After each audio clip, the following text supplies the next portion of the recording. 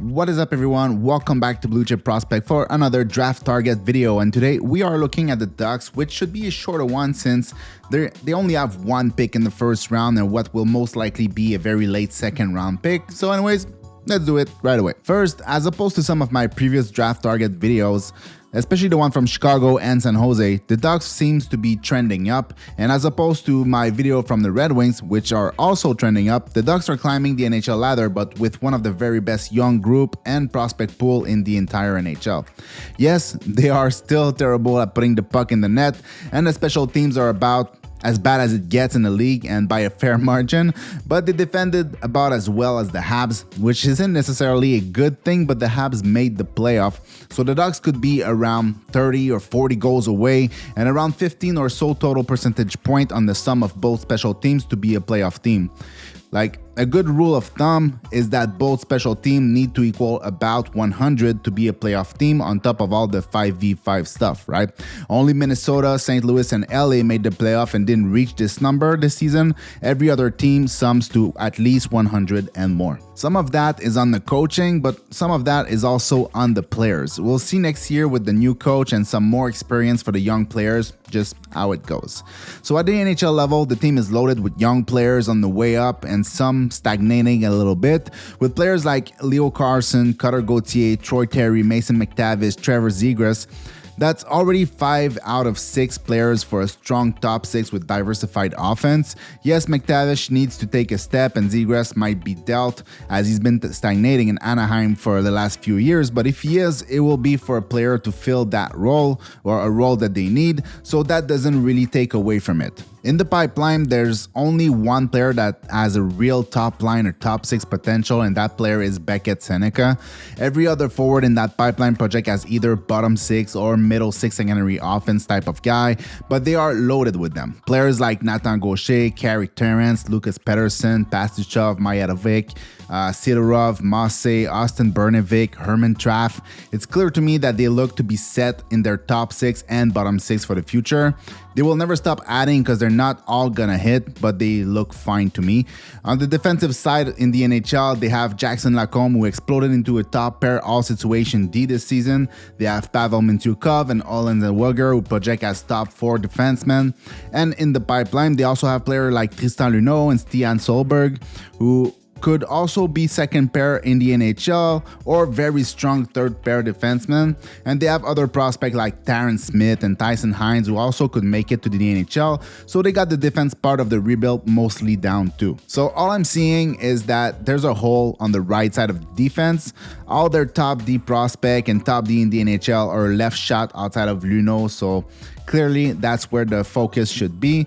This and adding a goalie to the pipeline because it's not really looking too good. All the eggs seems to be in the same basket, but there's not really a goalie worth taking at 10th overall, so basically forget about it. Personally, I think that because the Ducks have a strong pipeline in both quality and depth and a strong young NHL core, the Ducks are in a position to grab either a player that fills a positional need or take a little bit of a risk at 10th overall. They are also a candidate to move that pick for a youngish player they could add to their team next season and start competing again, but that's not really what we're doing here. We can assume that players like Schaefer, Misa, Desnoyers, Frondel, Martin, Higgins will all be gone by the time the Ducks talk. Other players like O'Brien and Murtka aren't likely to be there either, but there's a chance, and I think if Murtka gets past Buffalo, which I don't think so, I think he's Anaheim #1 target. They already have 3 left-handed defensemen who can move the puck at a high level, but what they don't have is a giant 6'6", physical, mobile, right-shot defenseman of the future who can play on both sides of the puck and insulate one of their riskier defensemen like Mintyukov or Zellweger. Would that be leaving a little bit of talent on the table? Maybe, but it's not exactly clear. It's not like O'Brien or McQueen don't come with their own risk, so even if I'm fairly certain that McQueen's ceiling is higher than Murtka, a lot needs to go right for McQueen to get there, and it starts with a clean medical file. If Murtka isn't available, which I don't think he will be, I'd go with McQueen here over O'Brien, but it's basically McQueen first and O'Brien second on my list, depending on who's there, obviously.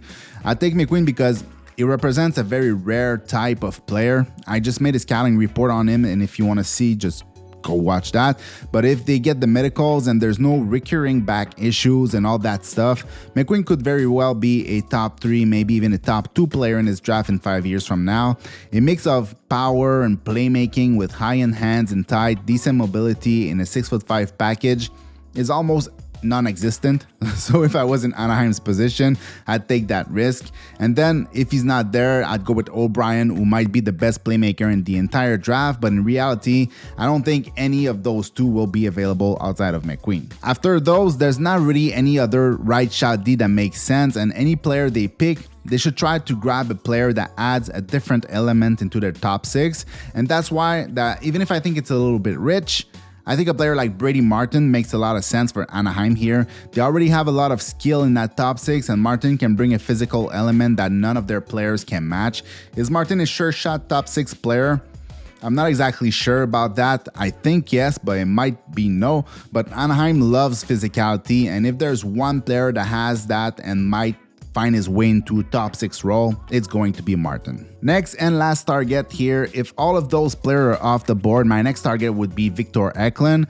First, Eklund is on the smaller and lighter side at 5'11", 161 pounds, but he's as competitive as they come and will probably round out to around 180, maybe 185 if he's lucky, which will be okay, especially surrounded by players like Carlson, Seneca, Gauthier, McTavish.